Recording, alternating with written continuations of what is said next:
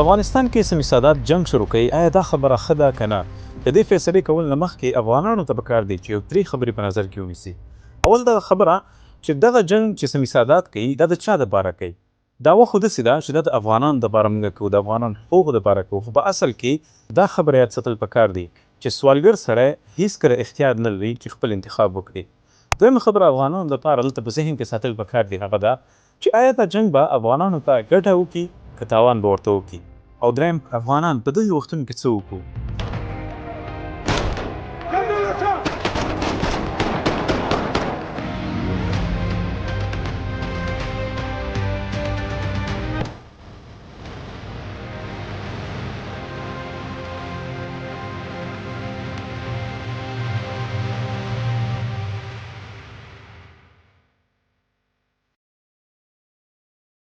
اوله خبره چې سیمه سادات دا جنگ د چا دپاره کوي؟ آیا د افغانانو دپاره که نه د بل چا دپاره؟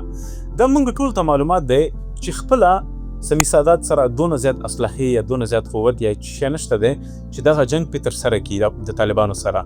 خو خامخا د سیمه سادات تر شا داسې یو څوک دی چې دغه جنگ تقویه کوي، هغې ته مالي امداد ورکوي، هغې ته د وسلې امداد ورکوي، هر قسمه امداد هغې سره کوي تر دې پورې چې دغه افغانستان دا خراب کړي. تاسو پوهیږئ که امریکا چاته مالي امداد ورکوي یا که هر څه، په دې ټولو موږ پوهیږو چې دا دې دپاره نه ورکوي چې هغه افغانستان کې خلکو ته خپل حقوق ورکړي، بلکې دا هم موږ ته معلومات دی چې د کومو خلکو حقوق د دې نه مخکې هغه په عمل شوي دي، هغه نه دي ورکړل شوي دي. امریکا نه یوازې دا کړي دي چې هغې ته حقوق نه دي ورکړي، بلکې د پاس پې راپاڅېدلي دي، هغې کې 70,000 نه زیات خلک د مړه کړي دي. دا لنډ مثال په تېرو 3 کالو کې موږ ولیده. تاسو وګورئ د فلسطین په ځمکه باندې څه شی وشول. هغې مسلمانانو زموږ غوندې عربو د یهودو سره خوا کې اوسېدل. یهودو په لسګونو کاله دغه مسلمانان یې ووجل، دغه مسلمانان یې تعذیب کړل، د دوی کورونه یې وران کړل. خو امریکا کوم دی چې هغې ته حقوق ورکړل؟ راولګېدل ورکې 70,000 نه زیاتې خلک یې ورکې مړه کړل. په ټوله غزه کې نن یو کور جوړ نشته، نن یو بلډینګ جوړ نشته دی. هغه خلکو ته چې زندګي ورنکړه، حقوق یې ورنکړل، نو افغانان د امریکا څه کېږي؟ هغې به موږ ته ولې حقوق راکوي؟ نن هغې ولې مثال په تور دونه پیسې لګوي سیمه سادات ته یې ورکوي دې دپاره فقط چې افغانانو ته تعلیم ورکړي، دغه شانتې د افغانانو ته نور ازادي ورکړي؟ دا ممکنه نه ده. یو څوک چې بلیونونه ډالر په یو ملک کې د جنګ دپاره هلته لګوي، هغه ته خپل مقاصد لري، دا مقاصد ته نه لري چې افغانانو ته حقوق ورکړي. دویمه خبره چې تاسې باید په ځان پوه کړئ هغه دا دی چې دغه جنګ به افغانانو ته ګټه راوړي که نقصان.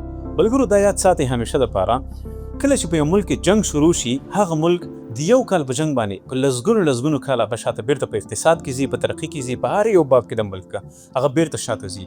لسګونو کاله بعد په افغانستان کې چې نن څنګه امن دی، دې نه مخکې کله دغسې امن نه و راغلی. صحیح دلته مشکلات شته دی، د تعلیم مشکلات دی، یو مشکل دی، د کاروبار مشکل دی، بل مشکلات دي دغه شانتې. خو دغه جنګ چې موږ وکړو لکه څه به وکړو؟ موږ به تعلیم افغانستان ته راوړو، صحیح د تعلیم خو به راوړو، خو هغه زرګونو کورونه چې ورانېږي، هغه زرګونو خلک چې یو ځل بیا افغانان چې شهیدان کېږي. یعنې زه دا خبره نه کوم چې مثال تعلیم دا نه دي راوستل پکار، تعلیم راوستل پکار دي، خو آیا دا ضروري ده چې موږ زرګونو کورونه بیا وران کړو، زرګونو خلک بیا یو ځل مړه کړو؟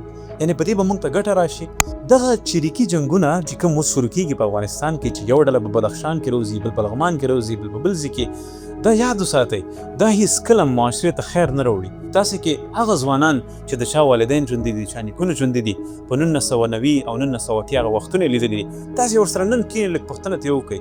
لکه څنګه چې نن دغه یو ډله روزي او جنګونه کوي، همدغسې ډلو نورو ډلو په 1980 کې، 85 کې او 90 کې دا جنګونه کول لګیا وو. د کابل په سړکونو باندې به انساني خپې پرتې وي، سرونه به پراته وو، دغه شانتې لاسونه به پراته وو، انساني اعضا به پراته وو، سپو به په خولو کې وړل، هغه سپو به خوړل، نور ځناوران به پرې راغلل، هغه غوښې به یې خوړل د انسانانو.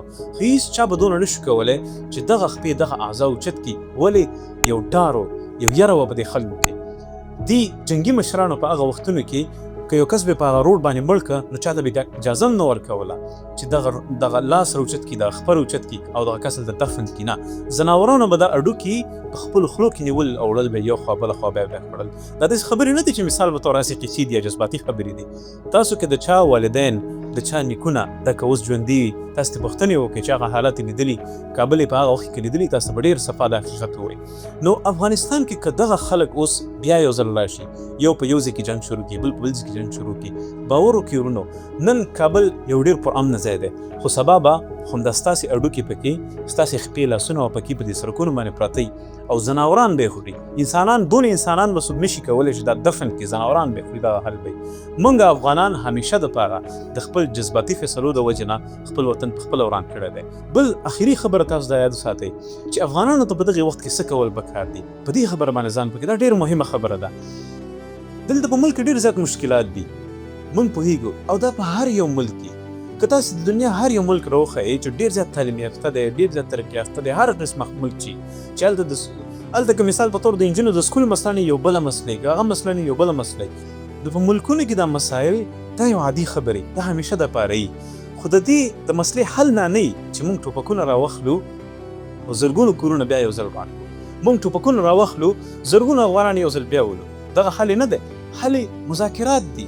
حل هغلته نور داسې قسمه لارې دي چې موږ اختیارولی شو. موږ مذاکره کولی شو، موږ بار بار درخواستونه وړاندې کولی شو، یا بل یو څه طریقه کولی شو. خو دغه مرګونه، دغه بمباریانې، دغه یو بل وجل، دا به افغانان تر څو پورې کوي؟ د هغه 1999 نه چې دا ملک په ورانېدو باندې را شروع دی، دا تر نن ورځې پورې ځي ته نه راځي. دا ولې نه راځي؟ خو همدغه جنګونه چې موږ مسلمانان په خپل منځونو کې کوو، او دا جنګونه دا موږ ټول نه کوو، دا نور خلک دي چې په موږ باندې کوي. کله روسیه راشي دغه جنګ په موږ کوي، کله امریکایان راشي دغه جنګ په موږ کوي، کله بل راشي کله بل راشي. موږ افغانانو ته دغه خبره په خپل ذهن کې لږ ساتل پکار دي چې دا جنګ دا زموږ جنګ یې همیشه دپاره. په دې جنګ کې چې کوم تاوان دا زموږ تاوان دا د بل چا تاوان نه. نو د بل چا کله تاوان هم زموږ خپل دی، ګټه هم زموږ خپله ده. د جنګ ټول اختیارات او هر څه هم زموږ سره دي. نو بیا ولې د بل چا په اشارو باندې وچلېږو د یو څو روپو مقابل کې؟ بیا ولې د داسې یو چا ملاتړ موږ وکړو چې هغه د بل چا په اشارو باندې چلېږي؟ افغانانو ته دغه سوچ په خپله کول پکار دي. که نن موږ دا جنګ شروع کړو، د داسې ووایي چې هغه جنګ چې په 2001 کې کله د امریکې او د افغانستان ترمنځ طالبانو ترمنځ شروع شوی و، هغه جنګ به موږ سره یو ځل بیا شروع شي. او دا نن 2026 دی، دا بیا 2026 پورې دا جنګ بېرته ځي. لکه څنګه چې 20 کاله دې ځل وچلېده، همدغسې به 20 کاله دې نه پس چلېږي. لکونو خلک به ورکې مړه کېږي، تعلیم معلم به په ځای باندې پاتې. خو موږ به خپل ځان تباه کړو دې فیصلو د لاسه. افغانان ورونو، هر څوک چې د جنګ خبرې کوي په دې وطن کې دې نه پس، تاسې هغې ته لیکنې وکړئ، تاسې هغې ته خبرې وکړئ. که ستاسو خپلوان یې ورسره کښېنئ، خبرې ورسره وکړئ. که تاسو د هغې ویډیو ګورئ، کمنټونه ورته لاندې وکړئ. دا خلک پوه کوي په دې خبره باندې. دې ته دا فکر تاسې ورکړئ چې افغانان هېڅکله دې دپاره نه دي تیار چې یو بل جنګ دې په دې افغانستان کې شروع شي او د دې جنګ خلاف وکړي. که هر یو څوک دا خوږې خبرې دا هر یو څوک اول نه کوي چې موږ به حقوق ورکړو، موږ به چې کوم دی مکتب جوړ کړو، موږ به چې کوم دی افغان نجونې یو ځل بیا مکتب ته راولو، ازادي به تاسو ته درکړو. خو ستاسو کور چې وراني، ستاسې ورور چې مړي، ستاسې خور چې مړی، ستاسې مېرمن چې مړی، ستاسې بچي چې مړی، تاسو په داسې تعلیم باندې بیا څه وکړئ؟ تاسو په هغه کور باندې بیا څه وکړئ؟ لکه تاسو که د ازادۍ غږ کوئ، نو کوم ازادي تاسو افغانانو ته ورکوئ؟ افغانان نن چا محکوم کړي دي؟ هر یو کس خپل کاروبار کولی شي، هر یو کس خپل تعلیم کولی شي. دا نجونو تعلیمونه نشته، داسې څیزونه نشته، څه مشکلات شته دی. موږ مذاکراتو د لارې، با امنه لارې باندې دا هر څه مشکلات د حل کولی شو. موږ جنګ ته خو پکې ضرورت نشته. که موږ جنګ شروع کړه، نو نن تاسو د ښځو حقوق غواړئ، تاسو د ښځو دپاره مکتب غواړئ، سبا به د سړو دپاره هغه مکتب الوزولی. یو مکتب به د افغانستان د ځمکې په سر باندې ونه ګوري. نو دا ویډیو تاسو چې څونه کولی شئ افغانان ورونو، نشر یې کوئ. هر یو هغه افغان ته څوک چې د ملک د خاورې دي، هغې ته دا فکر ورکړئ چې جنګ د هېڅ د ترقۍ دپاره لاره نه ده، بلکې دا یوازې د بربادۍ دپاره لاره ده.